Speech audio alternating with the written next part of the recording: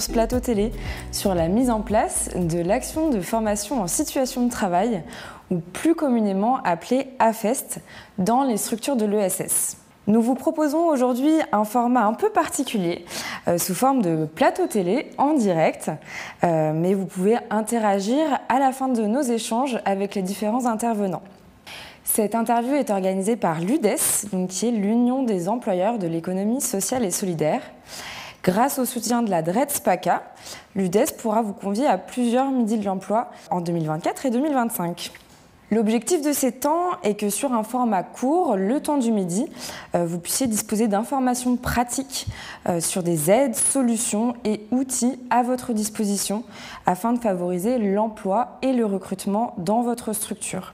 Je suis Meredith Guianoff, chargée de projet pour l'UDES en Auvergne-Rhône-Alpes et Provence-Alpes-Côte d'Azur, et je vais animer nos échanges pendant 1 heure. Nous aurons le plaisir d'accueillir en introduction Noémie Cubeau de l'Agence régionale pour l'amélioration des conditions de travail et Marie-Pierre Fievet qui est conseillère emploi-formation au sein de l'OPCO Uniformation.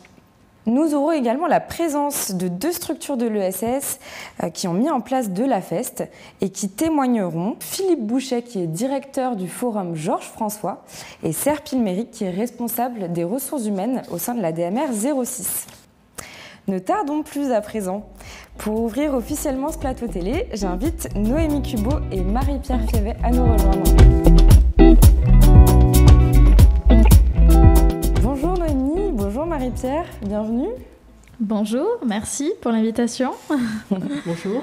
Noémie, vous êtes donc chargée de mission à l'Agence régionale pour l'amélioration des conditions de travail. À ce titre, vous avez pu accompagner des expérimentations auprès de structures de la région pour la mise en place d'AFEST. Pourriez-vous nous dire en quelques mots, l'AFEST, c'est quoi ? Eh bien, l'AFEST, c'est l'action de formation en situation de travail. C'est une modalité qui a été posée par la loi du 5 septembre 2018, à l'occasion de la loi donc, pour la liberté de choisir son avenir professionnel. Et donc, comme je le disais, c'est une nouvelle modalité pédagogique qui repose en fait sur 4 critères légaux, dont 2 par exemple qui sont assez significatifs, qui est l'analyse de la situation de travail, de l'activité de travail, mais également la désignation d'un formateur par exemple, ou encore la mise en place d'une phase de réflexivité, qui sont en fait des temps de débrief sur l'action qui vient d'être produite en situation réelle de travail. Et cette modalité de formation innovante, à qui elle s'adresse ? Eh bien, c'est une modalité qui est assez large puisqu'elle s'adresse à un certain nombre de publics. On peut par exemple la mettre en place pour des nouvelles recrues qui interviennent dans les entreprises sur cette période d'intégration en fait, au moment de l'arrivée dans l'entreprise. Mais ça peut également être pour un salarié qui est plus expérimenté, qui aurait une évolution de poste ou à qui pourrait manquer un certain nombre de compétences qu'on pourrait également voir à travers l'AFEST. Ça peut aussi être auprès de publics en formation.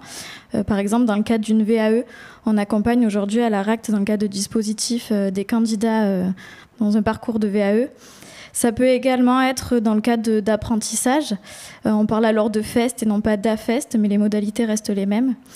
Et donc voilà, tout au long d'une évolution, tout au long d'une carrière, on peut utiliser la FEST pour ces personnes. Et pourquoi, en tant que structure de l'ESS, on peut faire appel à ce dispositif et quelle serait sa plus-value finalement par rapport à d'autres modalités existantes ? Alors des plus-values, on en voit plusieurs, notamment le fait par exemple que c'est une modalité qui se fait directement sur le terrain, dans l'entreprise. Donc il ne demande pas à ce que l'apprenant soit en dehors de l'entreprise à ce moment-là et donc qu'il soit en situation réelle de travail et qu'il produise donc à ce moment-là. On a aussi une plus-value sur le fait qu'on remarque aujourd'hui que c'est un vrai levier d'intégration, de fidélisation, puisque aujourd'hui on forme au sein de l'entreprise, on a des acteurs clés qui vont aider l'apprenant à monter en compétences. Donc voilà, encore une fois, c'est un bon levier d'intégration quand on se sent intégré dans l'entreprise. Et puis voilà, il y a d'autres aspects comme la montée en compétences qui est assez rapide aussi pour ces apprenants. Vous avez accompagné plusieurs structures dans le cadre de vos expérimentations au sein de la RACT. Quel constat avez-vous pu faire justement dans ces structures suite à la mise en place un peu à chaud de l'AFEST ? Alors c'est une excellente modalité qui permet, donc je vous le disais, la mise en place de compétences assez rapides pour l'apprenant. On a aussi le fait que ce soit aux mains de l'entreprise, du coup, qui fait que on peut disposer de temps et de moyens justement pour mettre en place ces actions de formation. Tout un tas de constats qu'on peut faire, notamment sur la montée en confiance en soi, en fait, aussi qui est assez probante. Donc voilà, c'est des constats qu'on n'avait pas pensés au départ et qui pourtant sont assez marquants aujourd'hui. Merci beaucoup Noémie pour ce premier état des lieux qui nous permet de commencer à cerner l'utilité de cette modalité aussi de formation innovante. On accueille dès à présent Marie-Pierre qui est conseillère emploi formation à l'OPCO Uniformation. Bonjour. Bonjour. Marie-Pierre, en tant qu'opérateur de compétences, comment l'OPCO Uniformation s'est approprié la FEST ? Alors Uniformation s'est rapidement approprié cette nouvelle modalité pédagogique. Convaincu que c'était une réponse à différentes problématiques pour nos structures adhérentes, notamment des problématiques de recrutement, des problématiques de turnover, des problématiques de départ en formation pour certains salariés qui ne pourraient pas être remplacés. En effet, dans la formation en situation de travail, c'est la situation de travail qui devient apprenante. Le salarié se forme sur son poste, donc pas de problématique de remplacement. Cette modalité pédagogique, en fait, dépasse un petit peu la simple action de formation. C'est un vrai projet de structure. Comment je fais de ma structure une structure apprenante.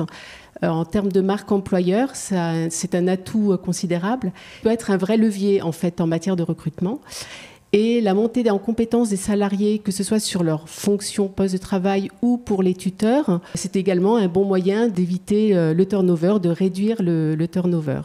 Et comment, du coup, l'OPCO peut accompagner à cette mise en place ? Alors, Uniformation a mis en place des expérimentations qui ont permis de tester cette modalité pédagogique en grandeur nature et de mettre en place des outils adaptés aux besoins des entreprises. Donc, parmi ces outils, il y a le ZoomaFest, qui est un accompagnement des structures. Donc, l'OPCO peut faire intervenir un consultant dans les structures pour faire ce travail d'analyse de la situation de travail. Il y a un kit à Fest disponible sur notre site internet avec des fiches méthodes et on organise régulièrement des webinaires, des ateliers sur cette thématique. Merci beaucoup Marie-Pierre pour votre éclairage sur la mise en place de la FEST et merci encore Noémie. Nous vous enverrons par ailleurs l'ensemble des liens vers le kit dont parlait Marie-Pierre à l'issue de ce plateau télé. Donc vous parliez notamment de l'expérimentation d'Uniformation et du ZoomaFest et ça tombe bien puisque l'ADMR 06 et le Forum Georges François sont deux structures que nous allons interviewer et qui ont justement bénéficié de l'offre d'Uniformation. Nous les retrouvons tout de suite en direct pour entendre leurs témoignages et cette fois-ci en visioconférence.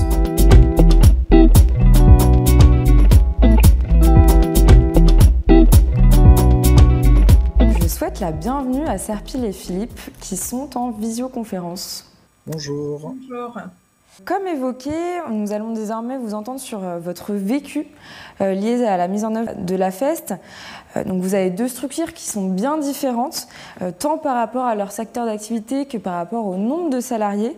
Et pour autant, vous êtes tous les deux convaincus par la FEST et vous continuez, après plusieurs années, à la mettre en place et la développer. Tout d'abord, Serpil, vous êtes donc responsable des ressources humaines à la DMR 06, une structure qui offre dans le service à domicile et qui emploie près de 500 salariés.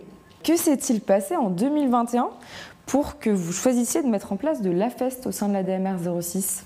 Bonjour à tous et à toutes. Effectivement, donc pour un petit peu contextualiser, la DMR est un réseau associatif d'aide à la personne. Nous œuvrons pour le maintien à domicile des personnes en situation de handicap et des personnes âgées depuis plus de 40 ans. Et nous avons effectivement 500 salariés et 38 associations dans les Alpes-Maritimes. En 2021, nous avons été marqués sur 2020-2021 comme beaucoup de structures de plein fouet par le Covid-19 et nous avons effectivement réfléchi à une nouvelle modalité qui nous a été proposée par notre conseillère Uniformation dès le mois de janvier 2021 au moment de l'élaboration de notre plan de développement des compétences et nous a informé du ZoomaFest. C'est à ce moment-là qu'on a décidé de prendre le virage de la FEST suite effectivement à tout ce qu'on vient d'entendre, problématique de recrutement. Nous recevions donc de moins en moins de CV, mais sur tous les postes, tant sur les aides à domicile, les aides-soignants, les infirmiers, sur le personnel administratif également, et pour l'attractivité de nos métiers et favoriser notre marque employeur, nous avons donc décidé d'être accompagnés. Nous avons bénéficié d'un accompagnement de 3 jours de manière collective via donc un consultant. Puis ce consultant s'est déplacé au sein de notre structure pour élaborer donc pas à pas notre parcours à FEST. Quelles sont les différentes phases du parcours que vous proposez au sein de la DMR 06 ? Alors nous avons fait le choix de partir sur un parcours de 15 jours, donc sur 3 semaines, un parcours qui pour certains peut être de courte durée, mais c'est un parcours au total de 6 heures. Nous avons fait ce choix parce qu'effectivement, nous faisons partie d'un secteur d'activité en tension. Donc, comme je vous l'ai dit, avec le peu de candidatures que nous recevions, on n'avait pas la possibilité à ce moment-là de déployer plus d'heures sur la FEST. Et à ce jour, nous avons toujours cette modalité-là de 6 heures. Donc, concrètement, comment ça se passe la FEST à la DMR? Dès la réception du candidat en entretien, nous faisons passer un bilan de positionnement et nous lui expliquons bien évidemment les modalités de la FEST. Donc déjà à ce moment-là, on rassure, si vous voulez, le candidat qui sera accompagné, parce qu'on a des candidats qui ne sont pas nécessairement expérimentés ou diplômés. Donc on les rassure comme quoi ils auront cet accompagnement. Via ce bilan de positionnement, on évalue les compétences selon nos besoins à la DMR, les compétences du candidat. Puis nous lui proposons la première semaine de partir en intervention à domicile avec un tuteur pour une intervention donc de 2 heures. Et la deuxième semaine, donc voilà, ensuite la personne elle est vraiment donc salariée de l'entreprise et continue son planning toute la semaine. La deuxième semaine, il y a encore une fois donc une nouvelle intervention en doublon avec le tuteur. Et là rentre en jeu en fait des temps réflexifs, ces fameux temps réflexifs que nous entendons parler dans le cadre du parcours à FEST, où justement pendant ces temps réflexifs, c'est si vous voulez un échange de l'analyse de pratique entre l'apprenant et le tuteur pour avoir un petit peu son retour d'expérience, pour savoir comment s'est déroulé la semaine dernière les interventions seules au domicile du bénéficiaire, mais aussi pour avoir donc les conseils du tuteur. Donc concrètement, la tutrice elle a effectivement une fiche avec quelques questions pour le guider, et ça peut être effectivement chez Monsieur Paul, tu as eu une difficulté au niveau du lave-vaisselle, est-ce que cette semaine ça allait mieux, etc. Donc voilà, il y a vraiment des conseils, des échanges sur la pratique. Et ensuite, il y a une évaluation intermédiaire. Parce qu'il ne faut pas oublier que sur la FES, effectivement, comme vous l'avez dit, c'est un parcours de formation. Qui dit formation dit aussi montée en compétences. Donc, c'est ça qui est très intéressant tout au long de la FES, puisqu'on voit entre le bilan de positionnement du départ et déjà, on le constate lors de l'évaluation intermédiaire qu'il y a eu des évolutions. Donc, à l'issue de cette évaluation intermédiaire, la 3e semaine, il n'y a plus d'intervention en doublon. La salariée est dans la structure au domicile de l'usager seul, et elle bénéficie ensuite, en fait, à la 3e semaine, d'un entretien d'évaluation finale pour avoir son retour global, et puis si besoin aussi d'un ajustement au niveau du parcours à FEST, peut-être qu'elle a besoin de plus de temps ou encore des heures, etc. Donc ça nous permet aussi d'individualiser le parcours et de le moduler si besoin. Merci pour ces premiers éléments, c'est très clair, ça rend aussi la FEST beaucoup plus concrète. Je m'adresse maintenant aussi à vous Philippe, puisque vous dirigez aussi une structure d'insertion par l'activité et l'emploi, le forum Georges François, et vous coordonnez près de 30 salariés. Vous avez également mis en place la FEST en 2021. Quelles ont été aussi pour vous les motivations à la mise en place de la FEST ? Les motivations, ça fait 10 ans qu'on fait de l'insertion par l'activité, alors avec une spécificité sur les métiers de bouche. Nous certifions tous nos apprenants avec un CQP commis de cuisine, mais ça ne répondait plus du tout à la demande de notre public, où on a beaucoup de personnes qui arrivent déjà avec des compétences Et mettre en place la FEST nous a permis de faire ce qu'on appelle nous de la haute couture, c'est-à-dire des compétences, on n'a pas besoin de les travailler. Alors, j'ai parlé pour le métier de commis de cuisine par exemple, où si la personne elle a été cuisinée dans son pays, peut-être que les viandes elle sait déjà les travailler, et peut-être qu'on va pouvoir moduler un peu notre formation grâce à la FEST avec des spécificités plus sur la HACCP par exemple, qui sont une particularité européenne. Et du coup, ça nous permet vraiment de faire de la haute couture par rapport à notre formation et de mettre ça en place au quotidien avec nos employés apprenants. Vous aussi, vous avez été accompagné lors de la mise en place par Uniformation, hein, c'est bien ça? Oui, tout à fait. Comme Serpil, on a eu la chance d'avoir le ZoomaFest. On a eu un consultant qui est venu sur place, si je ne dis pas de bêtises, sur 3 demi-journées, où on a pu faire monter carrément le programme ensemble. Hein. On a bien sûr utilisé un référentiel métier, qui est le métier commis cuisine. Et après, on a eu un support téléphonique pendant tout le moment de la mise en place. Capable d'estimer le temps que ça vous a pris de mettre en place la FEST dans votre structure? Alors, ça a été quand même pour nous assez court. Je trouve que ça a été très court. Je crois qu'on a mis 1 mois et demi, 2 mois pour vraiment faire les premiers dossiers. C'était très rapide parce que on connaissait déjà notre métier. On avait monté, je vous dis encore par rapport à un référentiel métier qu'on connaît bien. Donc, ça a été facile à mettre en place et à actionner. Et Serpil, est-ce que vous serez également en capacité de nous dire combien de temps ça vous a pris?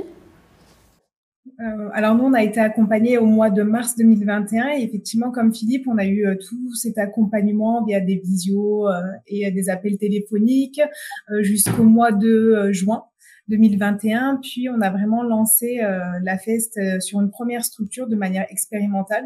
C'est l'une de nos plus grosses structures sur Nice.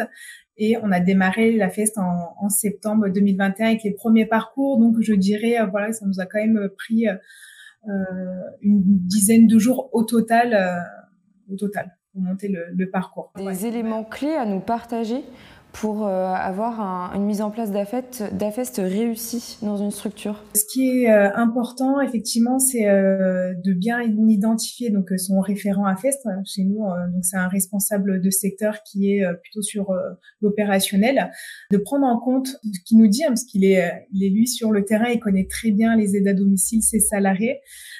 Voilà, donc d'avoir une écoute active, de bien identifier, ça c'est un élément très important sur lequel j'insiste à chaque fois, mais de bien identifier ces tuteurs et de les former au tutorat bien évidemment, parce que le tutorat c'est quelque chose qu'on avait déjà mis en place avant la FEST, mais de les former au tutorat vraiment spécifique à FEST. Nous avons décidé de le faire en interne. Donc à ce jour, on a environ une 60aine de tuteurs sur le département qui ont été formés. Et voilà, parce que le choix du tuteur est très déterminant pour le bon fonctionnement, en tout cas le bon déroulement du parcours AFEST. Je voyais une question dans le chat. Est-ce que vous pratiquez l'AFEST pour différents métiers au sein de la DMR 06? Alors à ce jour, on a le parcours AFEST uniquement sur l'aide à domicile. Et nous avons pour projet de le déployer sur, comme Philippe, des métiers diplômantes tels que aide-soignant et TISF, donc technicien d'intervention sociale et familiale. Donc oui, c'est tout à fait possible et c'est une modalité très flexible et souple. Voilà, donc on peut le faire sur tous les métiers et personnel administratif aussi compris. Ça me permet de rebondir et je m'adresse à Philippe maintenant. Du coup, Philippe, pour quel métier vous mettez en place la FEST? Est-ce qu'il y a des évolutions depuis 2021 sur les métiers où vous mettez en place la FEST?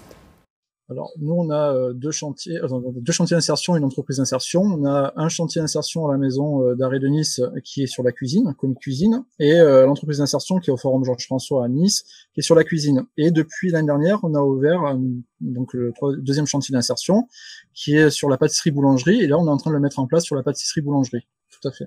Vous avez formé du coup combien de tuteurs pour pouvoir former vos salariés? Alors, nous, on a en permanent, on a entre 4 et 5 tuteurs sur place. Moi, j'ai été formé pour l'OPCO avec le ZoomaFest. J'ai mis en place avec le ZoomaFest et le consultant les modules. Et après, c'est moi qui suis le référent et qui forme les tuteurs. Aujourd'hui, vous avez formé du coup combien de salariés grâce à ces tuteurs? Alors, nous, depuis qu'on l'a mis en place, on a formé 20 salariés grâce aux tuteurs. Et là, on en a 5 qui sont en cours. Et à partir de septembre, on en aura 10 en cours. Et donc, si je comprends bien, ça s'inscrit dans un parcours aussi potentiellement diplômant au sein du Forum Georges François? Oui, alors la spécificité par rapport à Serpil, c'est que nous, ce sont des longs parcours, hein. On est sur du 210 heures à peu près par personne, et ça s'inscrit dans un parcours qui est qualifiant et certifiant. C'est-à-dire qu'en plus de la FEST, s'ils ont la capacité, parce qu'il faut avoir la capacité, on les amène jusqu'au titre commis de cuisine. Et pour la pâtisserie, ce sera le titre commis pâtissier. Est-ce que vous avez déjà pu voir un peu les effets justement de cet accompagnement à FEST dans le parcours des salariés a posteriori? Oui, nous on l'a vu très rapidement dès les premières fiches qu'on a eu à faire, des fiches de réflexion qu'on a dû mettre en place avec eux. On se rend compte tout à fait le bénéfice de devoir échanger avec le tuteur, de devoir expliquer la réalisation. Alors nous, on est sur des métiers de bouche, donc faire une mayonnaise, c'est simple, mais l'expliquer, c'est autre chose. Et grâce à ces fiches-là, les personnes peuvent expliquer et comprendre des fois où elles ont fait l'erreur, où elles ont réussi, et comprendre ce qu'on fait, c'est pouvoir le réussir une deuxième fois plus facilement, en tout cas. Je m'adresse à vous également, Serpil. Vous avez vu une différence? Vous parliez de secteur en tension tout à l'heure. Est-ce que vous avez vu une différence au niveau du turnover, par exemple, ou au sein de vos équipes de manière générale? Toujours monté à environ 72 parcours à FEST depuis le lancement en 2021. C'est pas une solution miracle dans le sens où on n'a pas nécessairement plus de CV malgré qu'on le mentionne sur nos offres d'emploi. En revanche, lors de l'entretien d'embauche, on voit vraiment que le candidat est rassuré et dès le démarrage, on remarque qu'effectivement, parce que nous on intervient à domicile, donc le salarié est seul chez le bénéficiaire, donc il se sent déjà intégrée très rapidement au sein de l'association puisqu'elle a déjà une personne référente vers qui elle peut se tourner en cas de souci, voilà, si elle souhaite l'appeler en dehors, ou vraiment une collègue de travail, parce que bien évidemment qu'elle est accompagnée par ses responsables de secteur. Mais effectivement, oui, on voit qu'en termes de fidélisation, on commence à voir les premiers retours et ça fait très plaisir. Est-ce que au niveau des salariés formés au tutorat, vous voyez aussi que ça a un impact pour eux? Comment ils le vivent de leur côté?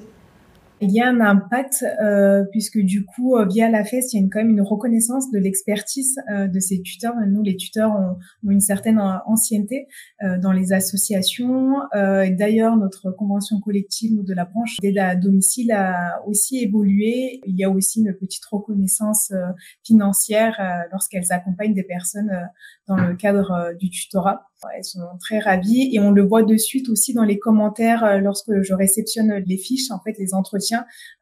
Je prends vraiment le temps d'analyser les temps réflexifs et les évaluations et on voit autant sur la partie salariée apprenante que sur le tuteur qu'il y a vraiment, en tout cas, il y a des effets positifs. On voit aussi les besoins en formation de ces nouveaux salariés, donc ça nous permet aussi d'ajuster notre plan de développement des compétences et de suite répondre à leurs besoins lorsqu'on a les financements possibles via notre plan de formation. Et aussi un point sur lequel je souhaiterais apporter un petit complément d'information, ce qui ne me semble pas que nous l'aurions souligné. La FEST aussi, c'est un bon moyen pour en tout cas de contrer au mieux de travailler sur la prévention des risques. Le tuteur nous donne son expertise dès les premières heures d'intervention, dès le recrutement. Là, évite aux salariés, aux nouveaux salariés de se blesser au domicile. Donc effectivement, la tutrice lui informe, voilà, tu n'as pas le droit de monter tant de marches sur l'escabeau, tu fais attention lorsque tu fais l'entretien du logement à ton dos, tu te baisses correctement. Le temps, bien évidemment, de recevoir la formation de gestes et bonne posture. De votre côté, au niveau du Forum Georges François, Philippe, vous voyez ce genre d'effet également? Qu'est-ce que ça leur apporte à eux, en tout cas aux tuteurs qu'on embauche? Ça leur apporte un cadre pédagogique obligatoire et un suivi très particulier et individualisé. Et ça change tout. Ça change tout pour le tuteur parce qu'il a une projection de la formation qu'il doit mettre en place. Mais ça change tout aussi au niveau des apprenants, des employés apprenants, parce que nous, ils n'ont pas vocation à rester chez nous, hein. Nous, on les forme, il faut surtout qu'ils aillent travailler à l'extérieur. Qu'est-ce que ça a changé pour eux? Ça a changé que on est presque à 100% de retour à l'emploi positif et de longue durée. Chose qu'on n'avait pas. Il y avait des parcours avant qu'on n'arrivait pas à terminer et qu'on n'arrivait pas à sortir en emploi. Le fait que ça soit un peu, comme je le disais tout à l'heure, de la haute couture avec des modules, qu'on puisse justement moduler la formation pédagogique, permet une montée en compétences, de valoriser toutes les compétences.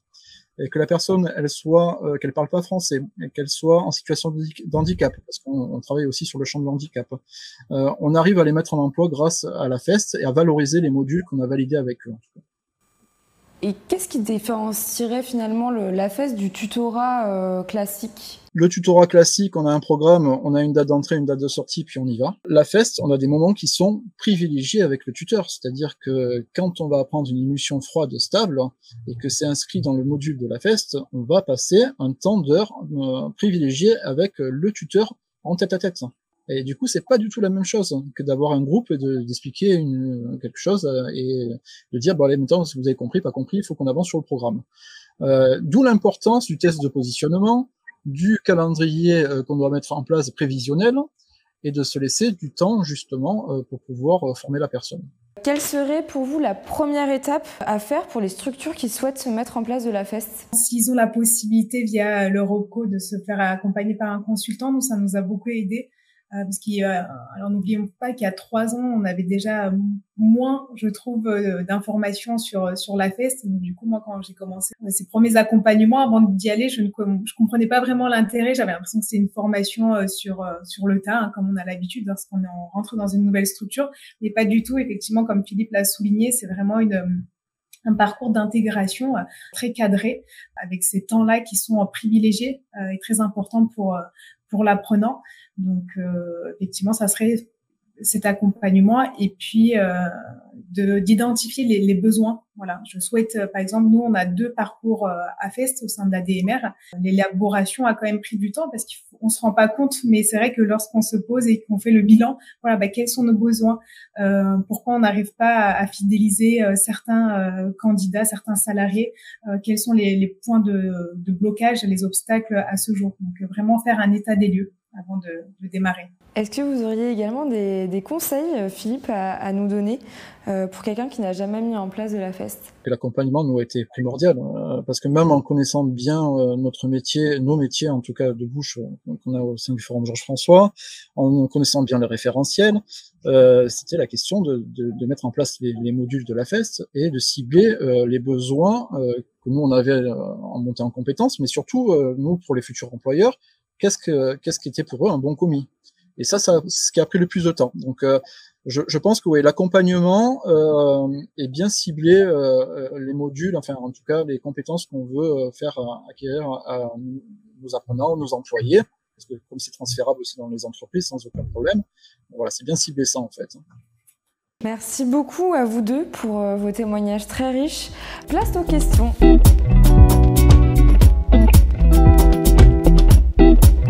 Oui, Marie-Aude.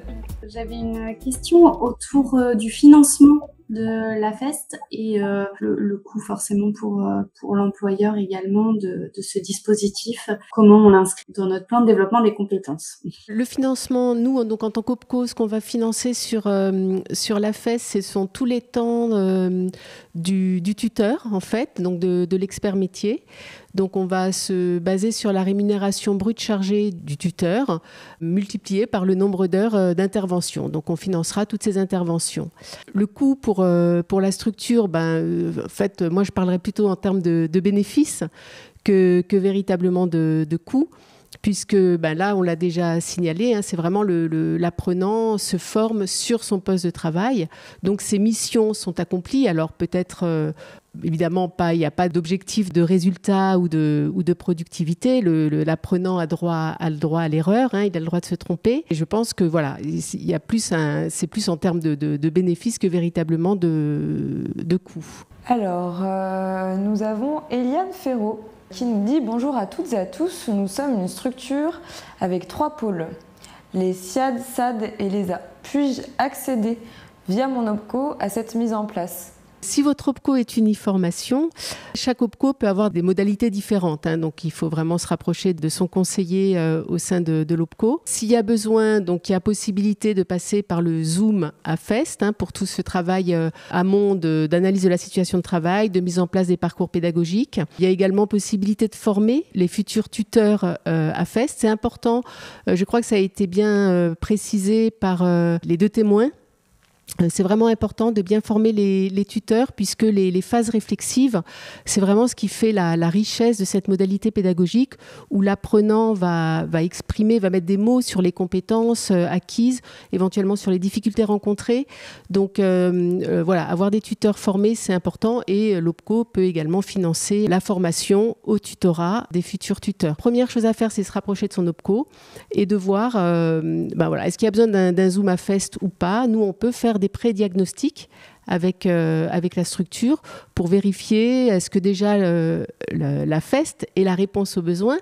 Parce que là, nous parlons beaucoup de formation en situation de travail, mais c'est une modalité pédagogique qui est vraiment complémentaire des modalités pédagogiques traditionnelles. Donc, il ne vient pas remplacer les autres modalités pédagogiques, et ça peut être tout à fait intéressant d'intégrer des parcours d'AFEST dans des parcours plus longs de formation en présentiel ou à distance avec des organismes de formation externes, comme c'est fait de façon plus traditionnelle. Par rapport à la FEST, comment est-ce que vous avez construit vos outils de positionnement ? Nous, à l'ARACT, en tout cas, quand on parle de positionnement, en fait, c'est ce qu'on va appeler une évaluation initiale qui est faite du coup par le tuteur et sur la base d'un référentiel à FEST qu'on va détailler. Donc, en fait, ça veut dire qu'on prend l'activité qui va être travaillée donc, dans le cadre de la FEST, on la décompose en termes de sous-activités avec des compétences qui y sont rattachées, et donc on positionne à ce moment-là l'apprenant en fonction de ce référentiel. Donc, ça veut dire que c'est sur du déclaratif dans un premier temps ? Alors, c'est son tuteur ou son référent. Alors, je sais qu'il n'y a pas tout à fait les mêmes terminologies quand on parle d'AFEST. Nous, à l'ARACT PACA, on parle d'un référent, donc un référent qui serait pour nous, par exemple, un supérieur hiérarchique, qui va venir positionner donc justement cet apprenant en fonction de ce qu'il observe sur une situation réelle de travail. Par rapport à l'accompagnement à la VAE, quand vous parlez justement d'une intervention dans le cadre de cet accompagnement-là, est-ce que vous parlez des actions complémentaires avec des périodes d'immersion ? Alors, la FEST, c'est une modalité qui s'intègre, comme le disait aussi Marie-Pierre, dans un parcours multimodal. Donc, effectivement, dans la VAE, on voit qu'on peut mettre en place certains dispositifs. Nous, à l'ARACT PACA, on est dans le cadre d'une expérimentation. Donc, on teste aujourd'hui la FEST dans un parcours VAE. C'est-à-dire qu'on vient regarder en quoi la FEST est une modalité pédagogique qui correspond aussi à l'acquisition des compétences dans le cadre de la VAE. On est aujourd'hui qu'à titre expérimental. L'idée aussi, c'est que derrière, ça se déploie et pourquoi pas que ça se répartisse à l'ensemble des secteurs et des activités. Précision, vous êtes sur quel titre ? Aujourd'hui, on teste en fait les AFEST dans le cadre de parcours VAE auprès d'aides-soignants et d'AES, donc accompagnants éducatifs et sociaux. Quel est vraiment l'intérêt, effectivement, de mettre en place un Zoom AFEST avant d'envisager des modalités de formation dans le cadre de la FEST, notamment peut-être éventuellement pour intégrer des salariés, et mesurer l'importance de ce Zoom AFEST avant effectivement d'enclencher des actions dans ce cadre-là. Il y a les deux. Il y a la dimension du salarié et puis il y a la dimension effectivement des encadrants, et ça leur permet de valoriser un certain nombre de choses. Mais je m'interrogeais, et peut-être que c'est aussi plutôt à Uniformation ou à l'ARACT de répondre sur cette partie-là. C'est-à-dire qu'effectivement, à un moment donné, est-ce que c'est absolument indispensable de mettre en place un Zoom AFEST, ou alors du coup quelle est effectivement réellement la plus-value du Zoom AFEST avant d'enclencher des actions de formation dans le cadre de la FEST? La réponse est non, c'est pas obligatoire et c'est pas nécessairement indispensable. En fait, une structure qui va nous contacter, qui veut mettre en place de la FEST, notre première démarche, ça va être d'échanger avec la structure, de faire ce qu'on appelle un pré-diagnostic, c'est-à-dire identifier quel est le besoin en formation, et quel est le degré de maturité de la structure par rapport à la formation interne notamment. Est-ce qu'il y a des tuteurs qui sont formés ou pas ? Et en effet, si la structure est déjà très à l'aise dans la formation interne, qu'elle a déjà travaillé sur un diagnostic, une analyse de la situation de travail, et qu'on constate qu'elle n'a pas besoin de Zoom AFEST, il n'y a absolument pas d'obligation. Après, les structures généralement aiment bien quand même si elles sont très à l'aise avec la formation interne, avoir ce regard externe du consultant, Alors qui peut venir juste un jour pour faire un point, c'est 1 jour, 2 jours ou 3 jours notre ZoomaFest, 3 jours maximum. Donc voilà, en général les structures aiment bien avoir un consultant au moins 1 jour, mais il y a des structures qui n'ont pas le de temps à dégager pour accueillir un consultant, pour faire ce travail avec une personne externe, qui ont déjà les outils, qui ont déjà un référentiel de compétences, qui sont déjà à l'aise avec la mise en place d'un parcours pédagogique individualisé. Et dans ces cas-là, il n'y a pas besoin de Zoom, quoi. Merci infiniment pour votre participation, pour vos témoignages, pour vos apports. Merci à Philippe et Serpil qui sont en ligne pour votre adaptabilité. Un grand merci également à la DREDS-PACA pour son soutien dans l'organisation de ce temps. Merci à vous aussi en ligne d'avoir suivi tout au long de nos échanges et pour vos questions. Et c'était aujourd'hui notre premier Midi de l'Emploi et des RH en région Provence-Alpes-Côte d'Azur. Mais nous reviendrons rapidement puisqu'on vous proposera de nouvelles sessions d'information et de sensibilisation à d'autres dispositifs sous ce même format pour favoriser l'emploi et le recrutement dans vos structures de l'ESS. Merci beaucoup, à bientôt.